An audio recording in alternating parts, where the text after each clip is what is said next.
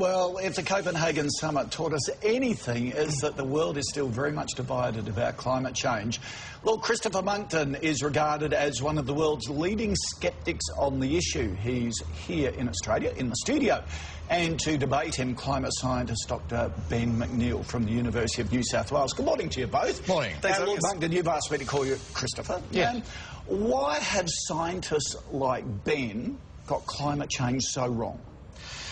I think what has happened is that they have exaggerated the small grain of truth that underlies it. Yes, if you add greenhouse gases to the atmosphere, you will get warming, but you won't get very much.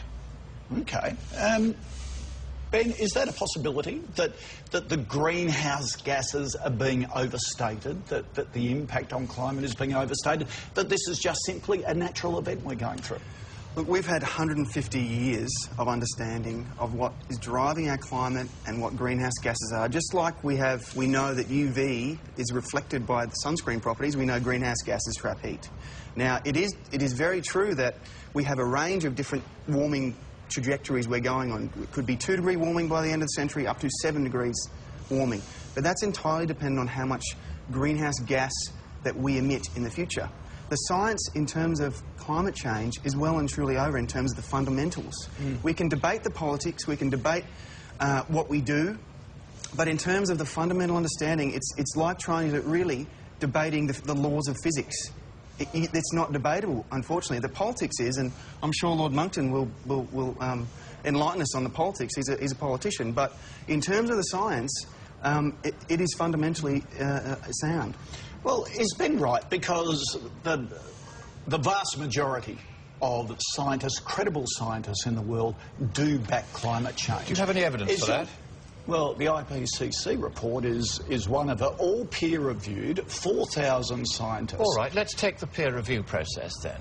Just recently it was exposed that they had decided that the Himalayan glaciers were going to melt by 2035. Settled science, IPCC, we've known it for 150 years, and now they've admitted what they really meant was 2350. And the peer reviewers told them they'd got it wrong, but the authors overruled the peer reviewers. Now, when I write a peer-reviewed paper in a scientific journal, if the reviewer says, we want you to explain this equation or expand that or say the other, you have to change it. In the IPCC, the authors prevail. There is no proper peer-review process. Ben, the sceptics have pointed out a lot of these holes in the report. Does that discredit the whole report?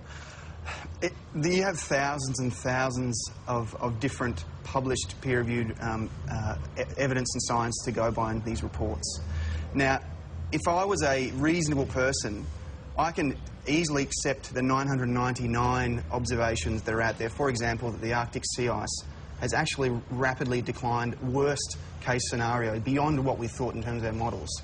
But in terms of the melting of these glaciers, that's true. We're always saying, well, there's still melt in terms of glaciers, but in terms of this particular issue, okay, maybe not 2035, but it's still melting at an unprecedented rate.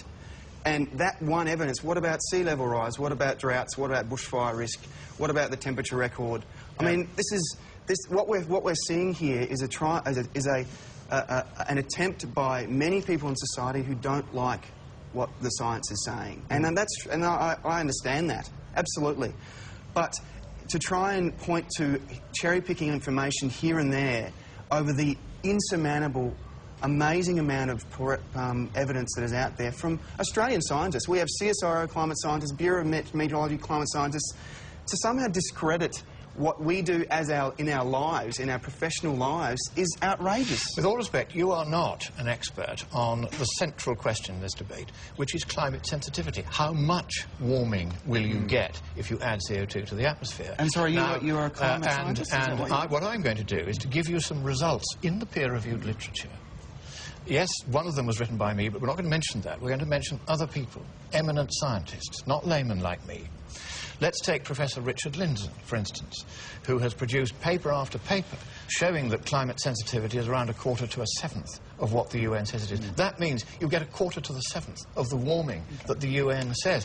Douglas and Knox, series of papers from 2004 to 2009 saying the same. Numerous papers now saying this. And why?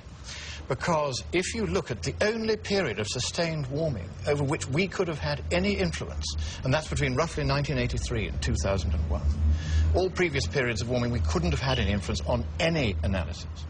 In that period, the radiative forcing, the change in temperature forced by something happening, was naturally occurring.